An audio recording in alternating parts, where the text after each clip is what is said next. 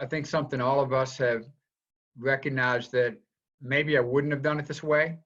And now that I'm doing it this way, maybe it's not quite so bad, to whatever level people may respond in that way.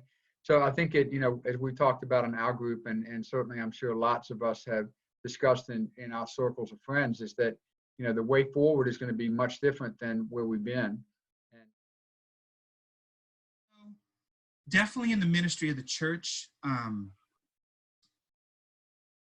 there are some people, it's shifted a little bit. Like there's some people that were more on the fringe that because of the online activity, we formed a Facebook group and have been more active, especially some of our younger families, I think have drawn in closer to the church and it's invited the church into their homes and us into their homes. I mean, a lot of people's homes I haven't been in, but here I am talking to the family over Zoom in their homes. And I think some of our young moms, if they're like, hey, I can come via Zoom, and watch my kids in the background while they're getting ready for bed or doing homework, I can be a part of that team rather than have to come out to the church. I do know one woman said to me who was in the book group, and she's been really active in the church for years, but has never come to any extracurricular Bible studies or book groups or small groups. And she said, I love this Zoom group. She says, I come home from work, I'm tired. She said, if I have to go to church, I got to get my jacket on and get in my car and go to the church. She said, I'm usually like, I don't want to do that. But she said, she would actually come to our meeting, sit down with her dinner, eat her dinner, participate in the book group. She said, can we please keep doing this? And I said, yeah, I mean, we'll have in-person small groups and home groups like we've had. And I think I can see us definitely having Zoom meetings going forward. I think some families will come out of this feeling much more connected with their church. And I think definitely the live streaming part of it, like I said, we never would have done it before the quarantine. But just the fact that we've had even family members, like I said, that never were interested in the church, but that they were faithfully logging in and listening. I think there's definitely an advantage to it. And I'm sure we'll keep doing that for a long time, if not indefinitely. That's our plan right now. So there's so many wonderful things in technology. Now we have people from all over that don't even attend our church regularly, but they're doing online devotions with us. In general, churches, and we're probably going to be in the same boat too, is I think we're going to be more attentive to the resources on hand. I love the story of Elisha.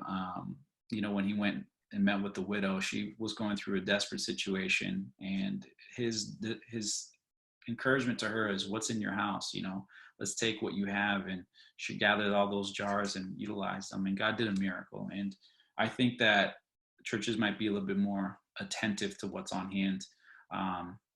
Let's be more meticulous about how we steward our finances. Let's be meticulous about how we steward the technologies and the ministries that we have, the people that we have, which is our greatest resource. Our church, hopefully, especially, will continue to just be open-minded to adjusting our methods, even though the message of Christ never changes. I hope that that's a lasting legacy that churches hold on to, is that we need to always be changing and growing and moving forward to leverage what's in hand. And maybe it's not within our hand, but it's out there in the world, and it could be used for God. Let's figure out a way to do that and bring it in. There's this question that's always nagging him. What are things that we've started that we need to absolutely continue as we move forward? And then another question he asked was, what are some of the things that we laid to rest that we dare not resuscitate when we get back? And I think for us, we were online prior with, it kind of almost felt like we have to, so we put it up there and it was there, but we never really truly paid attention to it. And this has kind of forced us to be more mindful of that. There is an online presence. There are people who are not available to be in person with us, for whatever reason, and giving them attention and being mindful of their presence is critical. And so that God is going to have to, he's inviting us to receive new wineskins, to receive the new wine. And after that gathering, a pastor sort of texted out to a bunch of pastors an image, a cartoon image of a church in an hour, in an hourglass. And the church was the sand was coming through and the church wouldn't fit.